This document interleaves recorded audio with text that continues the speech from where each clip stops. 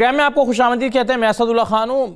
Covid ने पूरी दुनिया के हेल्थ का जो सिस्टम है उसको बहुत ज़्यादा मुतासर किया है। जब कोविड आया हमने देखा कि अस्पतालों में भी एक पैनिक सिचुएशन रही बहुत से अस्पतालों में, और उसकी वजह से हुआ ये कि जो रूटीन के पेशेंट्स थे उनको एंटरटेन नहीं किया जाने लगा और कहा जाने लगा कि जब कोविड का दबाव कम होगा तो बहुत जो अर्जेंट नौयत के केसेस हैं सिर्फ उनको अस्पताल में आना चाहिए, बाकी जो पेशेंट्स हैं उनको घर पर रहकर अपना इलाज करना चाहिए, डॉक्टर्स से ऑनलाइन मशवरे करने चाहिए और अस्पतालों का रुख नहीं करना चाहिए। ऐसे में कई पेशेंट्स हमने देखा कि उनकी जो बीमारी थी उसने तूल पकड़ लिया। कई ऐसे पेशेंट्स थे जो अस्पताल में ना आने के बायस उनकी जो सर्जरीज थी वो डिले हो गई। अब बरतानिया की जो सूरत हाल है, यहाँ पर 6 लाख अफराद की जो रिकॉर्ड तादाद है वो अपने इलाज के मुंतज़िर है और उससे निपटने के लिए नेशनल हेल्थ सर्विसेज को एक मनसूबाबंदी करनी होगी, क्योंकि ये कहा जा रहा है कि 6 लाख अफराद का कोविड की वजह से और दीगर वजूहात की बिना पर उनके जो अमराज हैं या उनका इलाज जो है वो इल्तवा में चला गया है। ये सूरत हाल क्या पहले भी कभी दरपेश हुई है? ये सूरत हाल क्यों पैदा हुई है? इससे कैसे निपटा जा सकता है? इससे निपटने का तरीक़ाकार क्या है और ये कितनी अलार्मिंग सिचुएशन है? इन तमाम चीज़ों पर हम गुफ्तगू करेंगे। मेरे साथ गुलाम हुसैन अमान साहब, ब्यूरो चीफ UK, बहुत शुक्रिया गुलाम हुसैन साहब। डॉक्टर ताबिंदा दुगल हमारे साथ मौजूद हैं, बहुत शुक्रिया डॉक्टर साहबा। डॉक्टर तुफैल साहब हमारे साथ मौजूद हैं, NHS से आपका ताल्लुक़ है, आपको भी खुशामदीद। और कुछ ही देर में डॉक्टर अब्दुल हफीज़ साहब हमें ज्वाइन कर लेंगे। मैं तमाम मेहमानों को खुशामद कहूँगा। गुलाम हुसैन साहब, सबसे पहले ये बताइए, ये फिगर आज आहिस्ता इसमें इजाफा हो रहा था पिछले 2-2.5 साल में, या हालिया कुछ ऐसी डेवलपमेंट्स हुई हैं कि जिसकी वजह से ये 6 लाख की तादाद हमारे सामने आई है? कोई रिपोर्ट आई है जिससे ये पता चला है? ये कैसी सिचुएशन है, इसको कैसे देखा जा रहा है? बहुत शुक्रिया सर। देखें, ये NHS के अपने अदाद-ओ-शुमार हैं कि इतने अफराद जो है वो मुख्तलिफ किस्म के, इसमें माइनर भी हैं और मेजर ऑपरेशन जो है वो उसका इंतजार कर रहे सर्जरीज। और यहाँ पर वैसे भी डेट जो है ये काफ़ी डिले के साथ मिलती हैं। किसी को 6 महीने बाद, किसी को 8 महीने बाद किसी ऑपरेशन की डेट मिलती है। और प्रॉब्लम ये हो रहा है कि जब लोग जो है वो आजकल किसी अपने ऑपरेशन के लिए जाते हैं तो उससे पहले उनको कोविड टेस्ट करवाना पड़ता है, तो जो कि 72 आवर्स पहले करवाते हैं। तो जब वो टेस्ट करवाते हैं, अगर किसी का टेस्ट पॉजिटिव आ गया तो उसको फिर उसकी जो सर्जरी है, ऑपरेशन, उसको रिस्केड्यूल कर दिया जाता है। तो फिर उसमें बेशक 4 महीने लग जाए, 6 महीने लग जाए। तो इस तरह की सूरत हाल जो है वो काफ़ी ख़राब होती जा रही है। और ये अदादो शुमार हैं कि बहुत सारे मरीज जिनके ऑपरेशन बहुत ज़रूरी थे, जिसके अंदर कईयों का हार्ट का ट्रीटमेंट था, कईयों का जो है वो कीमोथेरापी होनी थी, और भी जो है वो और भी जिस तरह गुर्दों के मसाइल हैं, और लोग इलाज बर वक्त नहीं करा सके कोविड की वजह से, और वो लोग जो है वो दुनिया से अपनी जिंदगी से भी हाथ धो बैठे हैं। और अब जो अदादो शुमार ताज़ा तरीन आ रहे हैं सॉरी जी, उसके मुताबिक ये है कि जो NHS का पैरामेडिकल स्टाफ है, इसके अलावा डॉक्टर्स हैं, नर्सिस हैं, वो जिनको कुछ सिम्टम्स हैं या कुछ इस खौफ की वजह से भी कि इतनी तेजी के साथ ये जो ओमिक्रॉन है ये फैल रहा है, तो लोग जो है वो छुट्टी कर लेते हैं और घर बैठ जाते हैं, तो जिसकी वजह से 35,000 से ज़ायद जो है वो शॉर्टफॉल हो रहा है। और दूसरी तरफ जो है वो बहुत सारे हॉस्पिटल के अंदर जो है वो क्रिटिकल इंसिडेंट इसको डिक्लेयर किया गया है, जो आजकल सूरत हाल चल रही है ओमिक्रॉन की और कोरोना वायरस के जो केसेस बढ़ रहे हैं। और जो है वो 7 अमला भी इतनी बड़ी तादाद के अंदर जो है वो छुट्टी पर है, घरों में है। तो उसके बाद उसकी वजह से जो है वो ज़ाहिर है अमले की शॉर्टेज है और मरीजों की तादाद बढ़ती जा रही है। तो एक बड़ी मैं कहूँगा कि एक क्रिटिकल सिचुएशन हो चुकी है इस वक्त, और लोग परेशान हैं, और जिनका इलाज होना है वो बार बार जो है वो डॉक्टर से और हॉस्पिटल्स के अंदर राब्ते कर रहे हैं, लेकिन ज़ाहिर है जो है वो अमले की शॉर्टेज की वजह से और दूसरी तरफ कोरोना के दबाव की वजह से नहीं इलाज हो रहा। तो ये एक बड़ी अलार्मिंग सूरत हाल है। इसी वजह से जो बरतानवी हाल जी सही है। चलिए डॉक्टर तुफैल साहब और डॉक्टर अब्दुल हफीज़ साहब मेरे साथ मौजूद हैं। डॉक्टर तुफैल साहब, ये आप तो ज़ाहिर है इस सिस्टम का हिस्सा हैं, ये सिचुएशन कैसे डेवलप हुई? Thank you ji for your invitation. ये मेनली 2 चीज़ों से डेवलप हुई है जी। जैसे भी जब भी कोई पैंडेमिक आती है तो गवर्नमेंट की और हॉस्पिटल्स की प्रायोरिटी जो होती है वो पैंडेमिक को कंट्रोल करना बन जाता है। तो जब ये पैंडेमिक स्टार्ट हुई 2020 में, तो उस वक्त ज़ाहिर है हमारे पास एक लिमिटेड रिसोर्सेज हैं NHS के पास। तो कोविड को ट्रीट करने के लिए, उसके लिए बेड क्रिएट करने के लिए तो उन्होंने अपनी काफ़ी सर्विसेज को शट डाउन करना पड़ा और जो नॉन अर्जेंट केसेस हैं उनको डिले करना पड़ा ताकि कोविड के मरीजों का इलाज किया जा सके। तो इसका बड़ा इम्पैक्ट हुआ है। और अगर हम डाटा उठा के देखें तो 2020 में AND के विजिट्स और आउट पेशेंट्स जो विजिट्स हैं जो पेशेंट्स के वो ड्रास्टिकली रिड्यूस हुए हैं, जिससे बहुत बड़ा बैकलॉग पैदा हो चुका है NHS में। तो एक वजह तो ये है। दूसरी वजह मैं कहूँगा कि ये पेशेंट बिहेवियर भी है। तो जाहिर है कोविड पैंडेमिक में जैसे आप देख सकते हैं कि इतनी मोर्टेलिटी हुई है, इतने लोग अपनी जान से हाथ धो बैठे हैं, तो काफ़ी लोग रिलक्टेंट हैं हॉस्पिटल्स में आने के लिए कई अमराज के इलाज के लिए। फॉर एग्जांपल मैं अपनी मिसाल दे सकता हूँ, मैं पल्मोनोलॉजिस्ट हूँ और फेफड़ों का इलाज करता हूँ, तो मैं कोविड की भी ट्रीटमेंट करता हूँ और मैं लंग कैंसर की भी ट्रीट करता हूँ। तो लंग कैंसर के जो मरीज हैं उनमें भी कफ हो सकती है और कोविड के मरीजों में भी कफ हो सकती है। अब काफी लंग कैंसर के जो मरीज थे जिनको कफ थी, वो एक्चुअली कफ लंग कैंसर की वजह से थी, वो कोविड की वजह से नहीं थी। वो सामने नहीं आए, वो हॉस्पिटल में उन्होंने अपने GP को कांटेक्ट नहीं किया या हॉस्पिटल को कांटेक्ट नहीं किया। तो हम देख रहे हैं कि लंग कैंसर के जो मरीज हैं वो एडवांस स्टेज पे प्रेजेंट कर रहे हैं अब हमारे पास। आप अब इस स्टेज पे प्रेजेंट कर रहे हैं जिस पे हम उनका ज्यादा कुछ कर नहीं सकते, उनकी डिलेड प्रेजेंटेशन है। तो इसका ये किसी का कोई कसूर नहीं है, ये सारे पैंडेमिक में ये चीजें होती हैं। तो ये मेनली दो फैक्टर्स हैं जी, ये NHS ने शट डाउन किए सर्विसेज और फिर कैंसर का। लेकिन यहाँ पे मैं एक बात बताता जाऊँ कि कैंसर की सर्विसेज जो है वो NHS में कभी भी बंद नहीं हुई। मसलन हम लंग कैंसर की ट्रीटमेंट प्रोवाइड करते रहे हैं थ्रू आउट। तो मेरी आपके चैनल की वसातत से लोगों को दरखास्त होगी कि अगर आपको कोई ऐसी सिम्टम्स हैं, मसलन अगर कफ है 3 हफ्ते से ज्यादा है या आपका वजन कम हो रहा है या मुंह से खून आ रहा है, तो प्लीज कम फॉरवर्ड और हम आपको देखेंगे। और हम लोगों का इलाज करते रहे हैं through out the pandemic, lung cancer का भी इलाज करते रहे हैं कोविड के साथ साथ। तो ये बहुत जरूरी है कि हम मिलकर काम करें।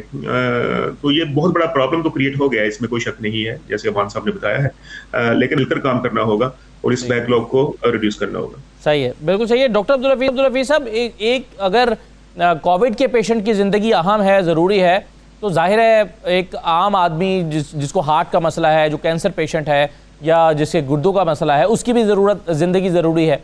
तो हम इसको कैसे, जब किसी एक को दूसरे पर प्रायोरिटी देते हैं, तो वो किन वजूहात के बिना पर दी जाती है? जी, जो प्रायोरिटी ऑब्वियसली हमेशा हम क्लिनिकल नीड के ऊपर देते हैं जी। जो मरीज ज्यादा अनवेल हमारे सामने होता है, अगर 2 बेड हैं, एक के ऊपर एक बंदा चेस्ट पेन के साथ लेटा है, एक के ऊपर कोविड का पेशेंट लेटा है, हम मतलब असेसमेंट हमारी हमेशा होती है कि क्लिनिकली कौन सा ज्यादा अनस्टेबल है, तो we reach that person first. तो ये तो मतलब एक once in a lifetime या once in a century event है जिसमें से हम इस वक्त गुजर रहे हैं। तो पेंडेमिक जब भी आते हैं इट्स लाइक अ फायर, और जब आप एक फायर को कंट्रोल करने जाते हैं तो आपकी जो रूटीन की चीजें हैं, रूटीन की सर्विसेज हैं, उनसे आपकी तवज्जो हट जाती है। It is a natural phenomena. तो अभी जो हमारे स्टैटिस्टिक्स हमें ये बता रहे हैं कि जो इस वक्त NHS के अंदर बैकलॉग हुआ है, जो फॉर एग्जांपल नी सर्जरी थी, आर्थराइटिस के पेशेंट्स हैं, ग्लूकोमा की सर्जरी है, these kind of surgeries they have all been postponed क्योंकि सारी की सारी जो सर्विसेज हैं, मतलब फाइनेंसेस भी लिमिटेड हैं और कैपेसिटी भी हॉस्पिटल्स की लिमिटेड है। तो जब ज़ारा की मतलब इंटेंसिव केयर की जरूरत पड़ी थी तो उन्होंने जो इवन ऑपरेशन थिएटर के अंदर जो इंक्यूबेटेड मशीनें हैं, वेंटिलेटर्स वहाँ पे हैं, उन पे भी कोविड पेशेंट डाल दिए थे, तो ऑपरेशन तो हो ही नहीं सकते थे। तो अभी जो एस्टिमेट ये आ रहा है कि it will take at least 10 years for the NHS to get back to some sort of normality. इतना ज्यादा प्रेशर मतलब जमा हो चुका है प्रीवियस का, जिस तरह हमारे मतलब पहले बात हो चुकी है कि मतलब उसमें मतलब अगर हम फॉर एग्जांपल एज डॉक्टर्स हम फील करते हैं कि एक मरीज को हॉस्पिटल में एडमिट होने की जरूरत है तो पेशेंट ही रिफ्यूज कर देता है। तो अब ज़ाहिर है कि पेशेंट के पास तो ये चॉइस मौजूद है कि हम उसे कहते हैं कि तुम्हारी जिंदगी को खतरा है अगर तुम घर जाओगे, लेकिन मतलब मरीज कैन ऑलवेज चूज कि अगर मैं हॉस्पिटल में एडमिट होऊंगा मुझे वहां जाके कोविड ना मुझे हो जाए। तो लेकिन मतलब ज़ाहिर है हॉस्पिटल ने इस किस्म के प्रोसीजर्स अडॉप्ट किए हैं ताकि स्टाफ को सेफ रखा जा सके, पेशेंट्स को सेफ रखा जा सके। हमारे हॉस्पिटल्स के अंदर इस वक्त cold and hot areas separate हैं। जो भी मरीज एडमिशन के लिए आता है उसका पहले सबसे पहले कोविड टेस्ट होता है, और अगर वो टेस्ट पॉजिटिव है तो वो हॉट एरिया में जाता है, और अगर टेस्ट उसका नेगेटिव है तो वो कोल्ड एरिया में जाता है ताकि सारी मतलब बाकी लोगों को इसका रिस्क ना हो। तो ज़ाहिर है कि मतलब ऑब्वियसली जब किसी को भी कोई सिम्टम डेवलप होता है तो वो सिम्टम अगर वो ठीक नहीं होता, नॉर्मली वी एक्सपेक्ट के कोई भी सिम्टम हो 4-5 हफ्ते में वो ठीक होना चाहिए। Even that might mean even cough. तो अगर किसी को भी इस किस्म के सिम्टम्स कंटिन्यू रहते हैं तो please do contact your doctor. तो आपके डॉक्टर्स को चूज करने दें कि क्या बेस्ट ट्रीटमेंट है, रादर देन आप खुद कहें कि मुझे ट्रीटमेंट की जरूरत नहीं है। इसकी वजह से आजकल हम जो देख रहे हैं कि जो लेट प्रेजेंटेशन ऑफ कैंसर हैं, तो बाउल कैंसर, ब्रेस्ट कैंसर, मतलब ऑल काइंड्स ऑफ कैंसर, उनके डायग्नोसिस जो है वो डिलेड हो रहे हैं। तो मतलब वी वांट टू रीअश्योर कि हम मतलब NHS is open. Obviously, we have limited resources. We are stretched to our limits in terms of how we are providing the service.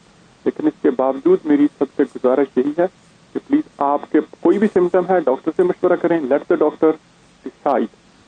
एक सिंपल चेस्ट एक्सरे होने से आपके अगर लंग में कोई कैंसर है तो वो हमें उस पर नजर आने के चांसेस बहुत हाई हैं। हाउएवर मतलब हम एक जो नया ट्रेंड इस वक्त देख रहे हैं कि बहुत ज्यादा लोग हमारे सामने इस किस्म के आ रहे हैं जिन्हें हम कहते हैं अनएक्सप्लेन कफ।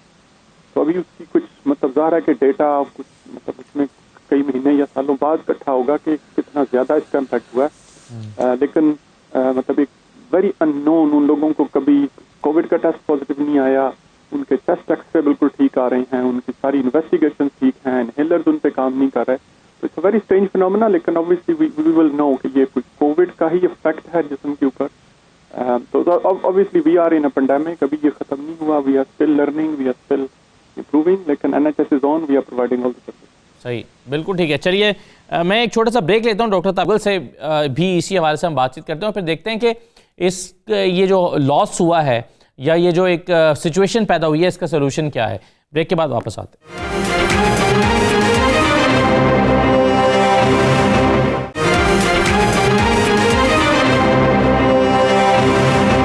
दोबारा आपको खुशामदीद कहते हैं। डॉक्टर ताबिंदा साहबा, हमें अब ये पता चला है कि जिन केसेस को नॉन अर्जेंट केसेस कहकर हमने इल्तवा में डाला, उनमें से बहुत सारी ज़िंदगियों को ख़तरात लाहिक हो गए और वो कुछ अर्से के बाद या वक्त पर तिबी सहूलियात ना मिलने के बायस वो अर्जेंट केसेस में कन्वर्ट हो गए।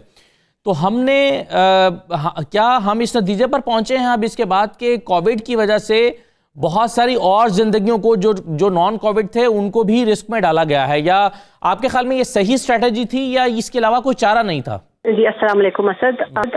आपने 2 सवाल पूछे, मैं आखिरी वाले सवाल का पहले जवाब दूंगी। इसके अलावा कोई चारा नहीं था, बिकॉज ये एक ऐसी सिचुएशन थी जिसमें एक पहली बात तो ये है कि एक नई किस्म की बीमारी थी जिसके बारे में हमें बहुत ज़्यादा मालूम नहीं था और हम उसके बारे में मालूम करते जा रहे थे जैसे जैसे वक्त गुजर रहा था।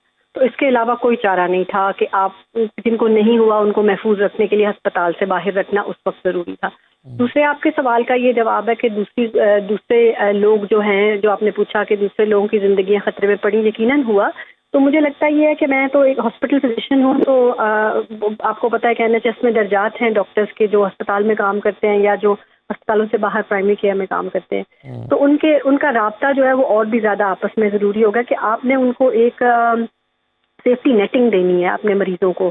तो मुझे ये लगता है कि जो लोग नहीं बीमार हुए, यानी कि जो फिजिशियंस काम कर रहे हैं, उनके लिए पहली बात तो ये है कि उनकी जिम्मेदारी और भी ज़्यादा बढ़ गई है क्योंकि उनके कुछ कलीग्स बीमार थे और उनके ऊपर एक्स्ट्रा प्रेशर पड़ा। मगर उससे कतई नज़र अपने मरीजों को सेफ्टी नेटिंग आप बताएं कि अगर आपको ये अलामात हों तो आपने ये करना है। तो मैंने तो अपने मरीजों में मैं तो कह सकती हूँ कि मैंने जिन जिन मरीजों को ये सेफ्टी नेटिंग की इंस्ट्रक्शंस दी हैं उन्होंने सही टाइम पर सही वक्त पर राब्ता कर लिया है। तो मेरा ख्याल ये है कि अगर एक चीज़ को डील करने के लिए कि बहुत सी अप्रोचेज़ हैं और मैं तो समझती हूँ कि हर विंटर में ही NHS पे किसी ना किसी किस्म का प्रेशर होता था और हम इससे डील कर लेते हैं। इसमें सिर्फ फ़र्क ये है क्योंकि ये 2 साल से सिलसिला मुस्तकिल चल रहा है, इसमें कोई ब्रेक नहीं आया। विंटर, समर, स्प्रिंग, ऑटम, हर सीज़न में ये रहा है। इस वजह से शायद ये बर्न आउट फैक्टर बहुत ज़्यादा हो गया क्योंकि लोग कर करके शायद थक चुके हैं और जो है मरीज़ भी जो हैं उनके कुछ लवाहकीन बीमार हुए,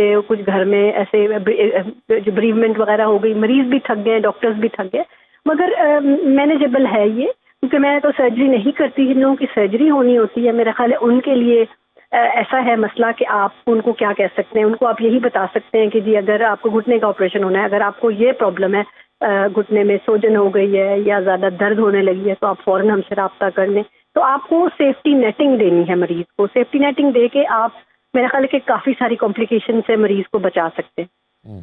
सही है। डॉक्टर तुफैल साहब, एक तो ये हुआ कि जाहिर है अस्पतालों के ऊपर बहुत ज़्यादा लोड पड़ा, रश हुआ।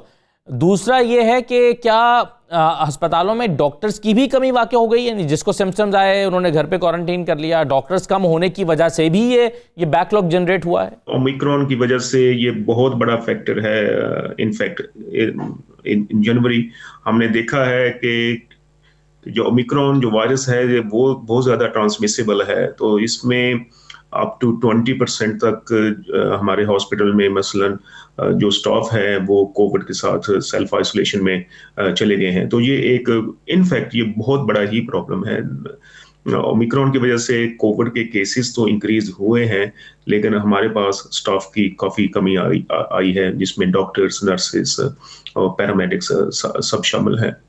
तो इसको टैकल करने के लिए डॉक्टर्स अपनी तरफ से पूरी कोशिश कर रहे हैं।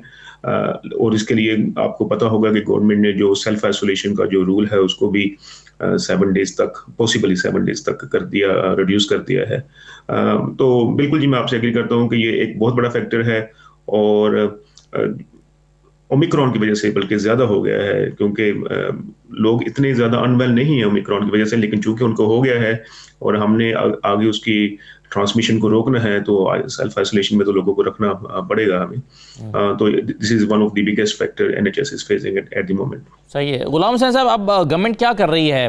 गवर्नमेंट की पॉलिसी क्या है इस बैकलॉग को ख़त्म करने के लिए, और ख़ास तौर पर डॉक्टर्स की जो कमी है वो पैदा हो रही है, इसको ख़त्म करने के लिए क्या कर रही है, और क्या कोई नई हायरिंग्स की जा रही हैं, नई भर्तियाँ हो रही हैं? जी बिल्कुल, जो साजिद जावेद हैं सेक्रेटरी हेल्थ हैं, उन्होंने रिकवरी प्लान का इसको नाम दिया है और उनका कहना है कि अप्रैल तक जो है वो, यानी कि विद इन आप समझ लें कि 4 मंथ जो है वो रिकवरी प्लान के ऊपर जो है वो अमल दरामद शुरू कर रहे हैं, जिसके मुताबिक तकरीबन 4000 डॉक्टर्स भर्ती करने का प्लान है और 19,000 के करीब नर्सिस हैं। और जो कि दूसरा जो पैरामेडिकल स्टाफ है तकरीबन वो भी कह रहे हैं 50,000 के करीब जो है वो भर्ती करने का प्लान बन रहा है, ताकि एक तो ये इसको रोका जाए जो तेजी के साथ बैकलॉग बन रहा है, और दूसरा जो है वो मुख्तलिफ किस्म के यूनिट स्कैन करके और इसको जो है वो बैकलॉग भी कम किया जाए और लोगों की मुश्किलात जो है वो उसको कम किया जाए। क्योंकि काफ़ी देर से ये प्रॉब्लम आ रही थी कि जब से ये यूरोपियन डॉक्टर जो ब्रेक्जिट हुआ है तो जब वापस किए ना तो वो भी बड़ा गैप आया है। वो काफ़ी सारे जो नर्सिस थी, डॉक्टर्स थे, वो अपने ममालिक को वापस चले गए, तो वो भी शॉर्टेज आई। उसके बाद फिर ज़ाहिर है ये पैंडेमिक आ गया और अब ये जो जैसे डॉक्टर साहब ने कहा ये ओमिक्रॉन की वजह से जो इतनी तेजी के साथ ये फैलता है कि लोग खौफ की वजह से जो है वो जिसको भी जरा सा सिम्टम आते हैं। और आजकल तो ये हम रूटीन की जब हम जिंदगी के अंदर होते हैं तो आपके किसी के साथ मीटिंग सेट है, तो अगर वो बंदा आपको फोन करके ये कह दे कि यार मुझे कुछ थोड़े से सिम्टम्स हो रहे हैं, तो हम खुद ही कहते हैं कि यार ठीक है ये मीटिंग जो है ना पोस्टपोन कर दे, आप ना ही आए, हम मीटिंग नहीं करते। क्योंकि हर बंदे को ज़ाहिर होता है कि अगर दूसरे बंदे को सिम्टम्स आ रहे हैं तो ये मुझे भी ट्रांसमिट हो सकते हैं। तो इस तरह जो रूटीन की लाइफ है ना वो भी काफ़ी ज़्यादा मुतासर हुई हुई है। अब ये पहले आपको और कोई एक्सक्यूज़ बनानी होती है किसी काम के लिए, अगर नहीं मैनेज हो रहा तो आप सिंपल कह दें कि यार मुझे थोड़ी सी कफिंग हो रही है या मुझे थोड़े सिम्टम्स लग रहे हैं तो ये आज हम ना ही मिले तो बेहतर है। तो दूसरा बंदा उसी वक्त कहता है ठीक है जी आप बिल्कुल ना मिले तो फिर किसी दिन मिल लेंगे। तो उनके साथ साथ ये रूटीन की लाइफ भी काफ़ी ज़्यादा जो है वो इससे स्पेशली जब से ओमिक्रॉन आया है तो आप शायद हैरान हो जाए कि 1.5 से 2 लाख केसेस डेली जो है वो रिपोर्ट हो रहे हैं। तो आप अंदाजा लगा लें कि कितनी का आबादी है बरतानिया की, और अगर तेजी के साथ हो रहे हैं तो ऐसा लग रहा है कि जैसे हर दूसरा तीसरा बंदा जो है वो किसी ना किसी तरीके से जो है वो इससे अफेक्ट हो रहा है। जी सही है, बिल्कुल सही है। इसमें डॉक्टर तुफैल साहब आपने जैसा भी कुछ देर पहले कहा कि 10 साल लग सकते हैं इस रिकवरी को करते हुए या ये बैकलॉग ख़त्म करते हुए, और ये जो आप मुद्दत या वक्त बता रहे हैं ये जो हुकूमत का रिकवरी प्लान है इसको जहन में रखते हुए बता रहे हैं, या ये रिकवरी प्लान अगर आप इसको देखें और नए डॉक्टर्स की भर्ती हो तो फिर ये 10 साल से कम मुद्दत में भी हो सकता है या इससे ज़्यादा वक्त लग सकता है, क्या कहेंगे आप? ये एक रफ सा आइडिया है जी इस वक्त, क्योंकि अब कुछ अनसर्टेनिटीज भी हैं। अभी ओमिक्रॉन के बाद पता नहीं कोई कौन सा आगे वेरिएंट आने वाला है, ठीक है। तो we have to learn to live with it basically. तो इसमें ये सिर्फ एस्टिमेट्स हैं, और जाहिर है गवर्नमेंट डेफिनेटली अपना रिकवरी प्लान जब लेके आएगी तो उसमें बहुत ज्यादा चीजें आएंगी। स्टाफ की कमी जो है वो एनएचएस में एक बहुत बड़ा मसला है, और कोविड ने उसको मजीद वर्स कर दिया है, और इस मसले को हल करने की कोशिश कर रही है। डॉक्टर हफीज साहब, आपकी राय इस पर क्या है? आपने कहा था कि 10 साल लगेंगे, तो इसमें आप क्या समझते हैं कि रिकवरी प्लान को ज़हन में रखते हुए ये जल्दी भी किया जा सकता है? देखिए, जो रिकवरी प्लान जो 10 इयर्स का जो डेटा है, दिस इज अ नेशनल मतलब टॉक, मतलब this is not a hypothesis, this is based on the delayed number of cases. क्योंकि हर साल एक सर्टेन नंबर ऑफ ऑपरेशन, एक certain number of procedure, diagnosis, treatment होंगी, तो ज़ाहिर है कि ऑन गोइंग प्रेशर तो चलता रहेगा NHS का। तो ज़ाहिर है कि जो पीछे सारे डिलेड वेटिंग लिस्ट के ऊपर लोग हैं, उनको ला के उनको जो ट्रीटमेंट उनकी रिक्वायर्ड थी उनको लेके आगे चलना, तो obviously it's a very complicated, it's not an easy task. मतलब ये सिर्फ यूके इसमें इन्वॉल्व नहीं है, इसमें दुनिया का हर हेल्थ सिस्टम जो है वो स्ट्रगल करेगा। तो अनफॉर्चुनेटली मतलब ऑब्वियसली सबसे पहले तो हम दुआ करते हैं कि अल्लाह करे मतलब हम इस पेंडेमिक से बाहर आ जाएं, कोई एक मतलब खतर का कोई ऐसा सिस्टम सामने आ सके जिससे पेंडेमिक जो है वो बिल्कुल खत्म हो जाए दुनिया से, फर्दर वेरिएशन या वेरिएंट सामने आने से पहले। और दूसरा ये है कि हम obviously there is a limit, a human being कितना काम कर सकता है। तो मतलब गवर्नमेंट जो है वो डिफरेंट इनिशिएटिव हमेशा पहले भी इंट्रोड्यूस करती रही है, ज़ाहिर है इसकी फ्यूचर में इससे भी ज़्यादा ज़रूरत पड़ेगी। हमारे मुल्क का जो एक मतलब यूके का एक जो बहुत बड़ा मसला है वो नर्सिस की शॉर्टेज भी है। तो मतलब ऑब्वियसली अगर आपके पास पूरी टीम मौजूद नहीं है तो आप ट्रीटमेंट प्रोवाइड नहीं कर सकते। डॉक्टर्स की मतलब कमी अपनी जगह है, लेकिन यूके के अंदर इस वक्त 1 लाख नर्स की जो सिस्टम के अंदर एग्जिस्टिंग कमी है। और ये जो नर्सेज की शॉर्टेज है, आप बता रहे हैं कि ये पेंडेमिक के दौरान ही हुई है या पहले से सिस्टम में ही? पहले की बात है जी। देखिए, इस वक्त जर्मनी के अंदर 5 लाख नर्स की शॉर्टेज है, पाकिस्तान के अंदर 9 लाख नर्स की शॉर्टेज है। इसी तरह आज सुबह मेरी सिंगापुर में हमारी एक ऐप सिंगापुर की टीम से बात हुई, तो उन्होंने कहा कि हमें यहाँ पे नर्सेज की शॉर्टेज है, कनाडा में, अमेरिका में। तो it's a very big international issue. तो हम इसके ऊपर भी एज एन ऑर्गेनाइजेशन हम इस पे काफी स्ट्रेटजीज ऐसी ला रहे हैं कि पाकिस्तान के अंदर हमारे पास एक जो सबसे ज्यादा जो चीज मौजूद है वो है मैन पावर। हमारी यूथ है, उनके पास जॉब्स नहीं है, तो अगर हम मतलब उन्हें इनकरेज करें कि वो एक ऐसा एक जो कि बहुत रिस्पेक्टेबल प्रोफेशन है नर्सिंग का, वो इस प्रोफेशन के अंदर आए। इसके अंदर ह्यूज अपॉर्चुनिटीज है, इंटरनेशनल रिक्रूटमेंट मतलब हो रही है, लेकिन जरूरी है कि हम इस प्रोफेशन को मतलब ज़ाहिर है कि मतलब उसको इज्जत दें। उसके जो हमारे डॉक्टर्स हैं, हमारी जो कम्युनिटी है, क्योंकि जो नर्सेज हैं वो एक बड़ा इंपॉर्टेंट रोल प्ले कर रही हैं इस वक्त इंटेंसिव केयर के अंदर। जो डॉक्टर्स हैं वो तो शायद जाते हैं, वार्ड राउंड करते हैं और बाहर चले जाते हैं, लेकिन वहाँ पे नर्सेज हर वक्त मरीज के पास मौजूद हैं। उसकी जो भी जरूरत है, उसको टर्न करना है, उसको दवाई देनी है, ड्रिप लगानी है, या जो भी जरूरतें हैं, खाना देना है, ये सारी मतलब एक मतलब हम उसके उनके इस इम्पोर्टेंट रोल को इग्नोर नहीं कर सकते। डॉक्टर्स की जो रिस्पॉन्सिबिलिटीज हैं या जो ड्यूटीज हैं वो अपनी जगह हैं, लेकिन खैर एनीवे ये तो एक अपनी जगह एक अलग टॉपिक है जिसके ऊपर पूरा एक प्रोग्राम किया जा सकता है। लेकिन एज फार एज जो पेंडेमिक इज कंसर्न, उसके अंदर ज़ाहिर है कि अब हम मतलब इस किस्म की मतलब प्राइमरी केयर के अंदर भी और हॉस्पिटल के अंदर भी इस किस्म की स्ट्रेटजीज बनाई जा रही हैं कि हम जो जिन लोगों का डायग्नोसिस डिले हुआ है या डिले हो रहा है, तो उसमें मतलब किसी एक को हम ब्लेम नहीं कर सकते, ना ये डॉक्टर्स का कसूर है, ना ही ये मतलब मरीजों का कसूर है।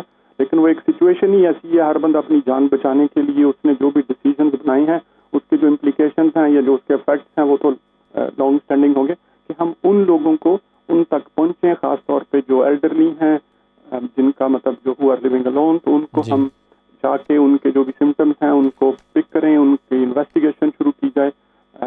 मतलब ये इसे very complicated long term plan, लेकिन वी आर वेरी होपफुल, इंशाल्लाह with time we will cut out. ठीक है, चलिए एक छोटा सा ब्रेक लेते हैं, उसके बाद वापस आते हैं, मजीद इस मामले पर बात करते हैं। हमारे साथ रहिए।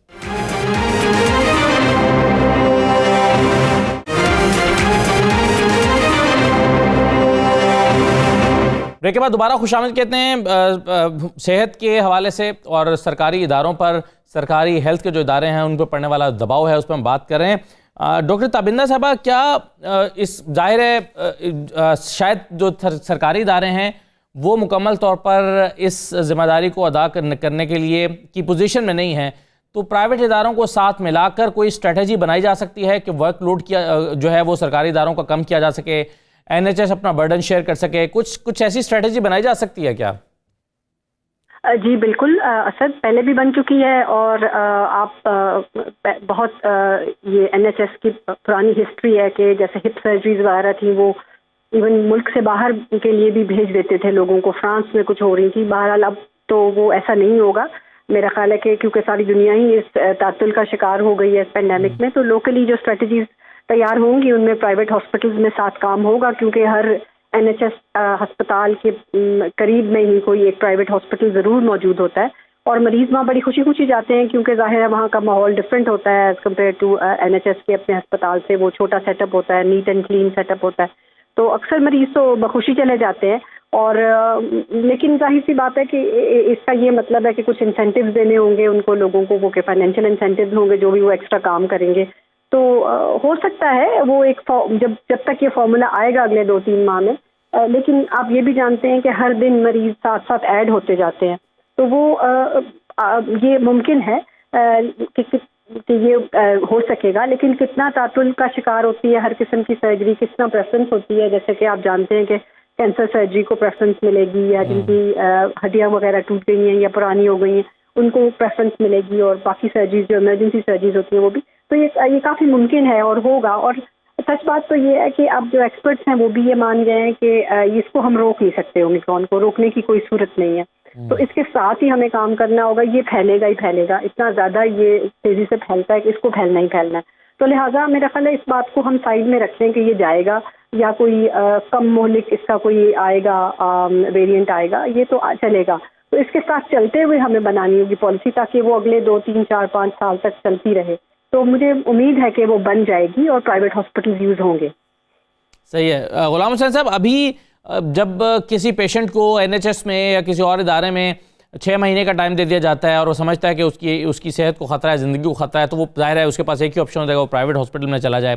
तो अभी जनरली पेशेंट्स क्या कर रहे हैं और जो प्राइवेट इदारे हैं उनके यहाँ क्या हो रहा है, और जाहिर और कितना डिफरेंस है, कितना महंगा इलाज है, क्या पेशेंट्स की इस पर क्या उनका कहना क्या होता है? देखिए सर, यहाँ पर बरतानिया के अंदर 2-3 चीज़ें। एक तो देखें, आप प्राइवेट इंश्योरेंस करवा सकते हैं। आपको एग्जामिन करने के बाद जो है वो प्राइवेट इंश्योरेंस है, कई कंपनी हैं वो आपको कर देती है। अगर आपको कोई ऐसी सिम्टम्स, ऐसा प्रॉब्लम होता है तो आप अपना इलाज प्राइवेटली करा सकते हैं, जो कि जल्दी हो जाता है, इंस्टेंटली हो जाता है, आपका चेकअप भी हो जाता है। अगर आपको कोई ऑपरेशन रिक्वायर्ड है तो वो आपको जो एनएचएस की वो क्यू है उसमें नहीं लगना पड़ता।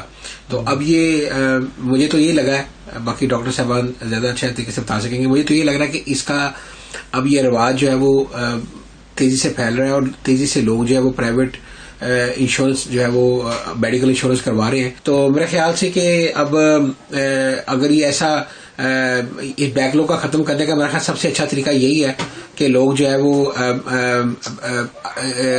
अपनी मेडिकल इंश्योरेंस करवा के और जो है वो प्राइवेट जो है वो इसका इलाज करवाया जाए। और दूसरा सवाल असद आपने क्या किया था?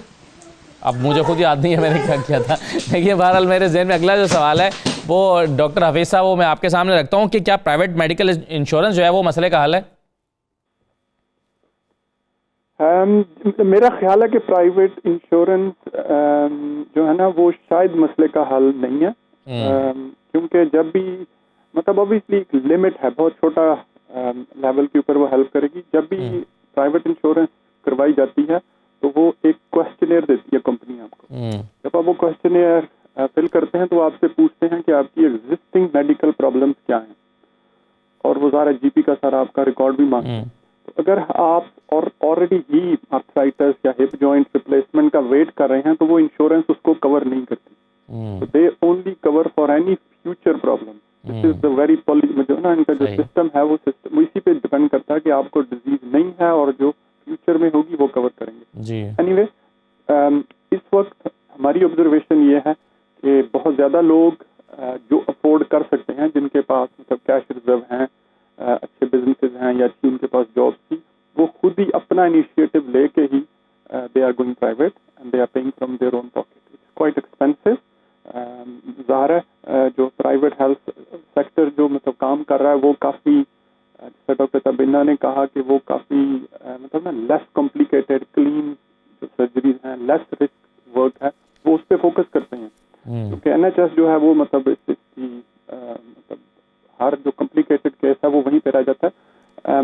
During the pandemic, even first wave के दौरान भी NHS did sign contract with private providers, specially for intensive care unit. जब उन्हें नज़र आ रहा था कि हमारे पास कैपेसिटी, फॉर एग्जांपल जिस तरह मैंने पहले जिक्र किया कि एग्जिस्टिंग ICU वाज फुल, इसके अलावा जो उनके रिकवरी रूम की जो मशीनरी थी वो फुल हो गई थी. इमरजेंसी डिपार्टमेंट के अंदर अगर कोई वेंटिलेटर मौजूद है वो भी मतलब यूज हो गया था. Then they turned operation theatres into ICU. तो उसके बाद उन्होंने कहा था कि अगर हमारे पास इससे भी ज़्यादा अगर मरीज वेंटिलेटर की जरूरत पड़े तो हम we will send them out to private providers. और जो उनके इंटेंसिव केयर यूनिट हैं वो इस्तेमाल हुए थे पहले भी, पिछले मतलब फर्स्ट वेव के दौरान भी, और ज़ाहिर है कि वो फ्यूचर के लिए भी होंगे. तो जो नॉर्मल जनरल ऑपरेशन के लिए भी ऑब्वियसली कैपेसिटी का मसला है कि अगर आपका NHS पूरा मतलब up to the top full है तो NHS does use private providers मतलब प्रोवाइड करने के लिए. लेकिन मतलब एक जो इम्पोर्टेंट इस वक्त का हमारा जो दो इम्पोर्टेंट मैसेजेस मैं देना चाहता हूँ. एक तो ये है कि ओमिक्रॉन हर बंदा कह रहा है कि मतलब इट स्प्रेड्स वेरी फास्ट. कि अगर आप किसी भी जगह गए हैं, किसी भी एक मीटिंग में, किसी भी एक पार्टी पे गए हैं, वहाँ पे अगर किसी खुदा न खासा एक बंदे को भी ओमिक्रॉन था और शायद वो वैक्सीनेटेड था या उसके इतने सिम्टम्स नहीं थे, तो it can actually affect everybody. मतलब हमारे पास ऐसी सिचुएशंस आई हैं जहाँ पे somebody went to a party और वहाँ 10, 12, 15 जितने भी लोग थे, all of them tested positive. So please take precautions. आप सिर्फ नेसेसरी अगर आपको कहीं जाना है, गवर्नमेंट लॉकडाउन में नहीं जा रही, ज़ाहिर है कि उनके पास और भी प्रायोरिटीज हैं, उन्होंने इकोनॉमी और फाइनेंसेस को भी देखना है, लेकिन people should take their own responsibility. और जो इससे भी बड़ा मसला जिसकी तरफ मैं तवज्जो दिलवाना चाहता हूँ वो है हमारे बच्चे. स्टैटिस्टिक्स जो हमारे सामने आ रहे हैं कि इस वक्त जो बच्चे हैं वो ज्यादा कोविड की वजह से हॉस्पिटल्स में एडमिट हो रहे हैं compare to what happened in previous 2 years. On a daily basis रफली 150, 170 new children are being admitted. मेरा ख्याल है कि जो करंट फिगर है अप्रोचिंग नियरली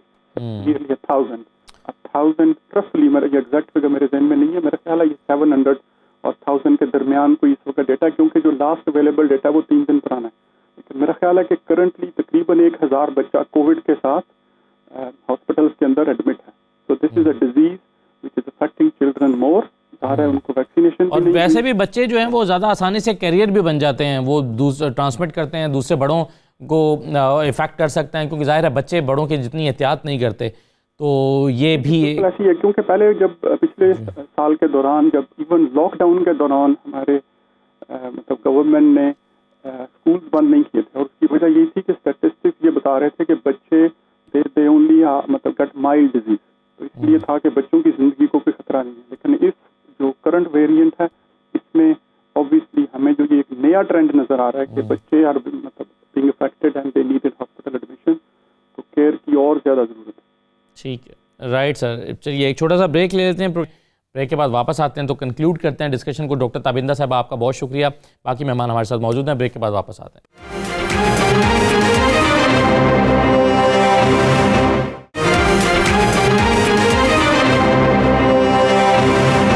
दोबारा आपको खुशामदीद कहते हैं. डॉक्टर तोफैल साहब, आपकी इस पर राय क्या है? प्राइवेट मेडिकल इंश्योरेंस जो है, क्या ये मसले का हल है, और अगर नहीं है जैसे कि डॉक्टर हफीज़ साहब ने कहा, तो फिर आपके ख्याल में मुतबादल क्या है? मेरा ख्याल है कि NHS एक बहुत बड़ा एक सिस्टम है, इनके अपने खुद रोबस्ट मैकेनिज्म्स हैं ऑलरेडी इन प्लेस. तो NHS का जब रिकवरी प्लान आना है तो उसमें हु नोज कि वो प्राइवेट सेक्टर के साथ मिलकर एक अच्छा सिस्टम ले आए जिसमें प्राइवेट सेक्टर के साथ मिलकर वो NHS के पेशेंट्स की भी ट्रीटमेंट कर सके. तो जाहिर है ये जो NHS इंश्योरेंस है, it all depends upon your affordability. तो जो लोग अफोर्ड कर सकते हैं वो तो जाएंगे, लेकिन जो प्राइवेट इंश्योरेंस है और प्राइवेट इलाज करवाना, ये हर बंदे के बस की बात नहीं है यहाँ पे यूके में। तो मेरा ख्याल है कि इस वक्त जो 6 मिलियन लोगों का जो बैकलॉग है इलेक्टिव केयर के लिए, उसको रिड्यूस करने के लिए गवर्नमेंट के ऊपर बहुत ज्यादा प्रेशर है, और गवर्नमेंट जो है वो बहुत ज्यादा इनिशिएटिव देगी आने वाले वक्त में। हो सकता है कि इवनिंग क्लिनिक्स शुरू हो जाएं, वीकेंड पे क्लिनिक्स डॉक्टर्स करें इस बैकलॉग को खत्म करने के लिए, और अपने एनएचएस की जो एग्जिस्टिंग फैसिलिटीज हैं उनको ऑप्टिमाइज किया जाए कि उनको अच्छी तरह किस तरह इस्तेमाल किया जा सकता है। और डेफिनेटली जो प्राइवेट सेक्टर है उसकी जो पार्टनरशिप है वो इम्पोर्टेंट है। लेकिन हैविंग सेड दैट, आपको पता ही है कि यूके में एनएचएस प्राइवेट सेक्टर की निस्बत बहुत बड़ा अदारा है, इसका कोई कंपैरिजन नहीं है। तो प्राइवेट सेक्टर हेल्प कर सकता है, लेकिन that is not the only answer. सही है। डॉक्टर हफीज साहब, जैसे कि आपने खुद भी अभी कहा कि थोड़ी देर पहले कि डॉक्टर्स की भी कमी है, नर्सेज की भी कमी है, और ये वर्ल्ड वाइड एक प्रॉब्लम है। आपके ख्याल में फौरी तौर पर इस मसले के हल के लिए डॉक्टर्स और जो बाकी पैरामेडिकल स्टाफ है उनके औकात कार में इजाफा करके उनकी टाइमिंग्स बढ़ा के क्या इस मसले को किसी हद तक काबू पाने की कुछ छोटी सी कोशिश की जा सकती है? जी देखिए, it's a very complex issue, multifaceted. इसकी बहुत ज्यादा चीजें देखनी पड़ेगी, क्योंकि यूके के अंदर there is a limit in terms of working hours of a person. तो मतलब we don't want to burn out the existing staff, क्योंकि उनका फंक्शनल होना और मतलब प्रॉपरली जो एक्यूट डिजीजेज हैं उनका ट्रीट करना वो जरूरी है। तो मेरे हिसाब से मतलब मेरी अपनी जो मतलब एडवाइस है गवर्नमेंट को, और ज़ाहिर है कि जो गवर्नमेंट के अंदर भी जो मैनेजर्स हैं they are also public thinking on similar line, उसमें हम कहते हैं कि हम प्रायोरिटाइज थिंग्स, देखा जाता है कि कौन सी चीज़ को पहले रिजॉल्व करना जरूरी है। मतलब number 1 we have to accept कि दिस इज अ प्रॉब्लम जिसका कोई ओवरनाइट मतलब मसले का हल नहीं निकलेगा।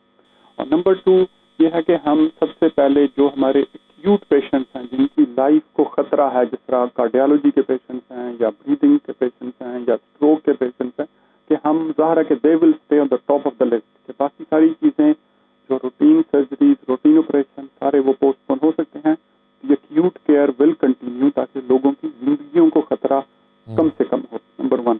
और नंबर 2 ये है कि उसके अलावा बाकी यूजुअली इस तरह की सिचुएशन में जब भी हम वेटिंग लिस्ट को प्रायोरिटाइज करते हैं तो उसमें फिर होता है कि पर्सन फंक्शनल एबिलिटी। इसकी मैं मिसाल ऐसे देता हूँ कि अगर किसी को हिप जॉइंट नया चाहिए, मतलब या उसको कैटरैक्ट की सर्जरी चाहिए, तो अगर किसी पेशेंट की फॉर एग्जांपल एक साइड की कैटरैक्ट की सर्जरी हो गई है, तो दैट मीन्स कि पर्सन एक आंख से देख सकता है, तो उसका दूसरा कैटरैक्ट का जो ऑपरेशन है उसको डिले किया जा सकता है एज मच एज पॉसिबल, क्योंकि पर्सन इज फंक्शनल। इसी तरह फॉर एग्जांपल अगर किसी को हिप रिप्लेसमेंट की जरूरत है तो उस पर देखा यह जाएगा कि वो फंक्शनली कितना इफेक्टिव है। Can the person go to toilet, can look after himself, can he do shopping, या उसको कोई सपोर्ट प्रोवाइड की जा सकती है।